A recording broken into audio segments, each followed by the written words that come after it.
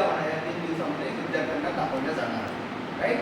तो shining the spotlight on the highly productive and patent ecosystem हा याचा मुख्य वर्ल्ड पेटंट डेचा एक हेतू आहे की जी उरलेली बायोडायव्हर्सिटी आहे तुमच्या समोर जे आता दिसतं है ना, ज्या एखाद्या तलावाला तुम्ही व्हिजिट केली त्याची आजची स्थिती, कारण तुम्ही याच्या आधीची स्थिती पाहिलेली नाही आहे, बरोबर आहे.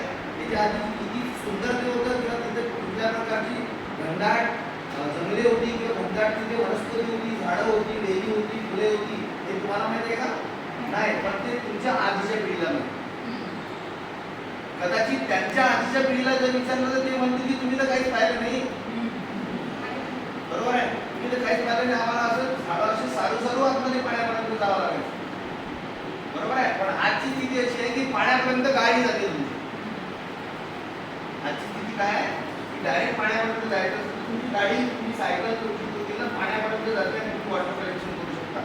पण तो तलाव कशा स्वरूपात पाहू है ना, म्हणजे तुम्ही उदाहरण द्या की अरे इथं ते 10 झाडं होते आता तुम्ही दिसूनच राहिले, लक्षात आलं, बरोबर आहे. अरे इकडे तर अशी सुंदर वेली होत्या, फुलं होती जेव्हा आमची टूर गेली होती, बरोबर आहे.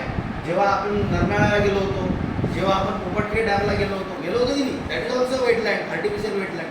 तेव्हा तिथे जे पक्षी पाहिले होते टूरमध्ये ते यावर्षी दिसतीलच याची शाश्वती नाही, कारण तुम्हाला कारण माहिती आहे, डिस्टर्बन्स आहे, यूज ऑफ पेस्टिसाइड्स आहे, यूज ऑफ फर्टिलायझर्स आहे.